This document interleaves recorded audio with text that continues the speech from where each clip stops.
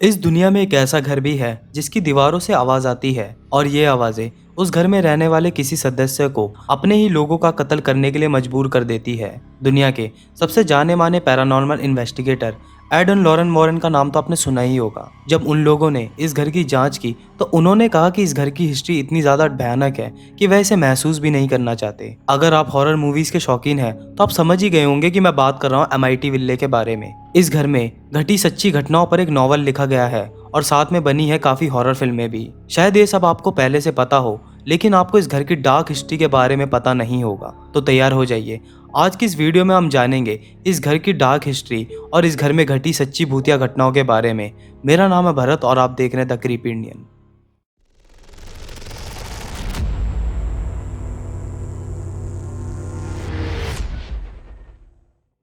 The Amityville horror movie एक novel पे based है जिसे ऑथर जे एंसन ने 1977 में पब्लिश की थी। एमआईटी विले सीरीज की पहली मूवी 1979 में आई थी और इसके बाद इस मूवी के कई भाग भी आए हैं। यह किताब रियल लाइफ पैरानॉर्मल एक्टिविटीज पर बेस्ड है जो कि लुट्स परिवार ने अपनी जिंदगी में एक्सपीरियंस की थी। यह कहानी 18 दिसंबर 1975 को शुरू होती है जब लुट्स परिवार एमआईटी विले में एक घर खरीदते हैं जिसकी कीमत उन्हें $80,000 पड़ती है। जॉर्ज और कैथी लुट्स को यह घर काफी पसंद आता है क्योंकि उन्हें काफी कम दामों में काफी आलीशान 5 room bed with Dutch style में बना हुआ घर मिल रहा था। लेकिन इसी घर में ठीक 13 महीने पहले काफी दिल दहला देने वाला हादसा हुआ था। लुट्स परिवार के आने से पहले यहाँ डेफॉय परिवार रहते थे जिसमें हस्बैंड वाइफ के साथ उनके 5 बच्चे थे।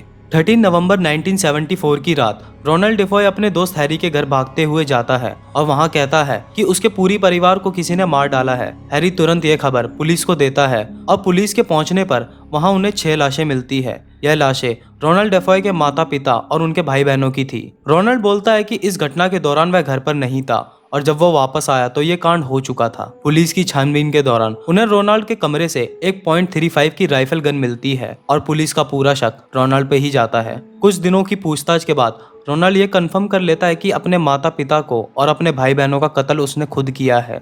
कोर्ट में ट्रायल्स के दौरान रोनाल्ड का कहना था कि उसको दीवारों से आवाज आती थी जो कि उसे सबको मार डालने के लिए कहती थी। रोनाल्ड के वकील ने इसे लड़ने की कोशिश भी की जिससे रोनाल्ड को पागल घोषित किया जाए, जिससे उसे जेल ना हो, लेकिन जज के फैसले से रोनाल्ड को 6 उम्र कैद की सजा सुनाई गई। अब यह सारी कहानी लुट्स फैमिली को पता थी, लेकिन इस बड़े घर को काफी कम दामों में खरीद के वह काफी खुश थे और उन्होंने फैसला किया कि वहां शिफ्ट होने से पहले पास में बने चर्च के कैथोलिक प्रीस्ट से वह घर को ब्लेस करवाएंगे। कुछ समय बाद फादर इस घर में आए। फादर को भी इस घर की हिस्ट्री के बारे में ज्यादा कुछ नहीं पता था। जब वह पहली मंजिल के बेडरूम में उसे पवित्र करने के लिए पहुंचे और उन्होंने उस कमरे में हॉली वाटर छिड़का, तभी उन्हें एहसास हो गया कि इस कमरे में कुछ गड़बड़ जरूर है। उन्हें एक अजीब सी ठंड लगनी शुरू हो गई और किसी की मौजूदगी का एहसास हुआ, लेकिन फादर जो कि श्योर नहीं थे इसलिए उन्होंने घर वालों को डराया नहीं, लेकिन उन्होंने लुट्स फैमिली को वार्न जरूर कर दिया और कहा कि इस कमरे को अपना बेडरूम बिल्कुल मत बनाना और पॉसिबल हो तो इस कमरे को लॉक ही रखना और इसको यूज मत करना। अब घर काफी बड़ा था और लुट्स फैमिली काफी छोटी, तो इस बात को उन्होंने काफी आसानी से मान लिया था। अब इस घर में बिता रहे पहली रात से ही लुट्स फैमिली को अजीबो गरीब सेंसेशन होना शुरू हो गए थे। घर में कई जगह अजीब सी ठंड लगती थी और कई बार बहुत तेज बदबू आना भी शुरू हो जाती थी। उन्होंने दीवार पर कुछ अतरंगी सा पदार्थ को जमते हुए भी देखा। इन सब के अलावा जॉर्ज को सबसे ज्यादा ठंड लगती थी और वो अपना ज्यादा समय फायरप्लेस के आगे ही गुजारने लगा था। अब धीरे धीरे घर में रह रहे सभी लोगों को हेल्थ कंडीशन खराब हो रही थी। लुट्स परिवार की बेटी कमरे में अक्सर किसी से बात करती पाई जाती थी और उसका कहना था कि वह जिससे बात करती है उसका नाम जोडी है और वह एक लाल आंख वाला पिग है। जोडी किसी को नहीं दिखती और वो जब चाहे अपना रूप बदल सकती है। इन सब के अलावा कैथी लुट्स को सिंक में काले धब्बे दिखाई देते थे और उन्हें ऐसा लगता था कि मानो कभी कभी किसी अनजान चीज ने उन्हें छुआ हो। लुट्स परिवार इस घर में एक दिन भी आरामदायक तरीके से नहीं बिता पा रहे थे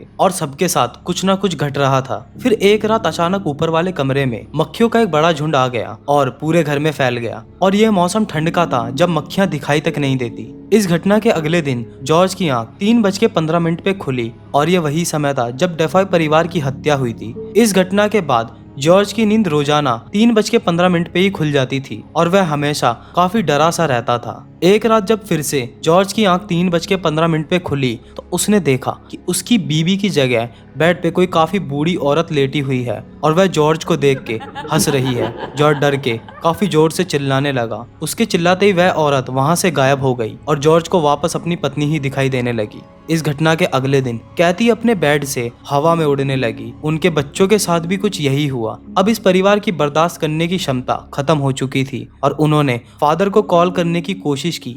जैसे ही वह फादर को कॉल करने की कोशिश करते थे, उनका फोन ऑटोमेटिक डिस्कनेक्ट हो जाता था और कई कोशिशों के बाद भी वह फादर से संपर्क करने में असफल रहे। हार कर उन्होंने इस भयानक शक्ति से खुद लड़ने की ठानी।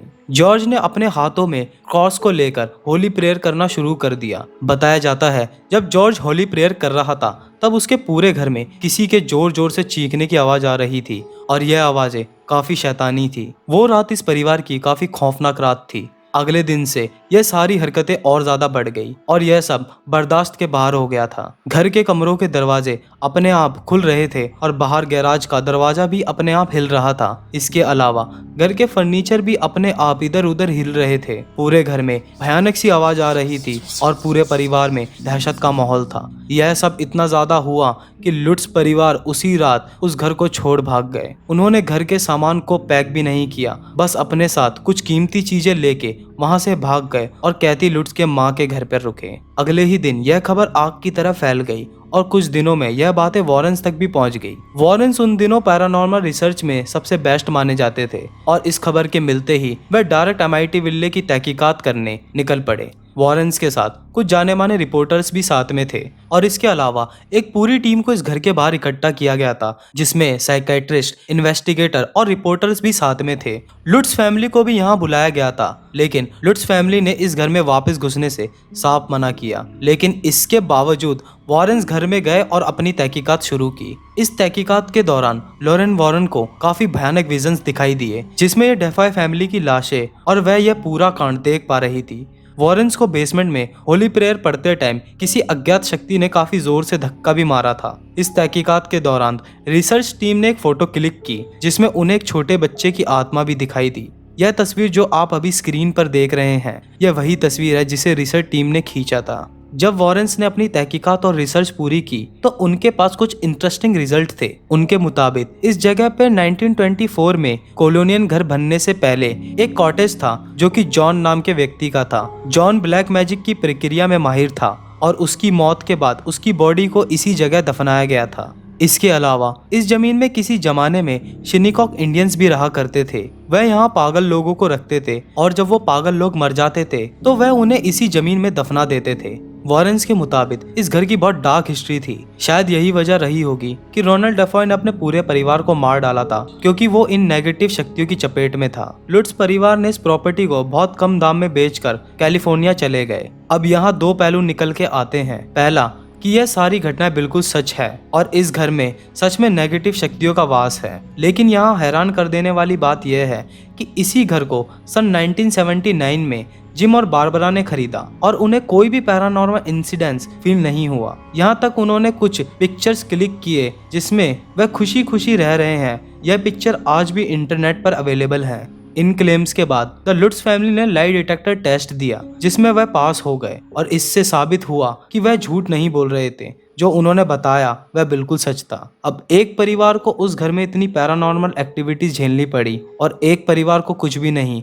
आखिर इसके पीछे क्या राज था? काफी सालों बाद लुट्स फैमिली के बेटे डैनी लुट्स ने एक इंटरव्यू दिया और उन्होंने कहा कि डेफॉय फैमिली मर्डर का उस घर और पैरानॉर्मल एक्टिविटी से कोई लेना देना नहीं है, बल्कि यह सब उसके पिता जॉर्ज लुट्स की गलती है। जॉर्ज अपनी जिंदगी में इन शैतानी शक्तियों के साथ कुछ प्रक्रिया करते थे और उन्होंने इस घर में भी कुछ बुरी आत्माओं को बुलाया था। नतीजा यह हुआ कि जॉर्ज उन आत्माओं को वापस न भेज सके, जिसके कारण यह पैरानॉर्मल एक्टिविटी शुरू हुई। लुट्स परिवार के दूसरे बेटे क्रिस्टोफर ने भी इस बात को कंफर्म किया और कहा कि उनके पिता एक एब्यूजिव पिता थे। वह उन्हें मारा पीटा करते थे। दोनों भाइयों का कहना है कि आज भी उन्हें नाइट्समेयर आते हैं। शायद ये नेगेटिव शक्ति उस घर से नहीं, उस परिवार से जुड़ गई थी। शायद यही वजह रही होगी कि जो लोग भी उनके बाद आए उन्हें कुछ भी पैरानॉर्मल फील नहीं हुआ। 2017 में यह प्रॉपर्टी किसी अनडिस्क्लोज्ड व्यक्ति को बेच दिया गया है और लुट्स परिवार के बाद यहाँ 4 फैमिली रह चुकी है जिन्होंने किसी भी भूतिया घटना को फेस नहीं किया है। कैथी और जॉर्ज अब इस दुनिया में नहीं है और रोनाल्ड डिफॉय की मौत भी 12 मार्च 2021 में जेल में हो चुकी है। तो दोस्तों, मेरा आपसे सवाल है कि आपको क्या लगता है इस घर में इन सभी घटनाओं की मुख्य वजह क्या है? आप अपने जवाब कमेंट सेक्शन में दे सकते हैं। अगर आपके पास भी कोई हॉरर स्टोरी है तो डिस्क्रिप्शन में दिए गए मेल आईडी पे हमें कांटेक्ट करें। ऐसी और डरावनी कहानी के लिए वीडियो को लाइक और हमारे चैनल द क्रीपी इंडियन को सब्सक्राइब जरूर करें। मैं भरत अब आपसे मिलूंगा नेक्स्ट वीडियो में। तब तक के लिए गुड बाय।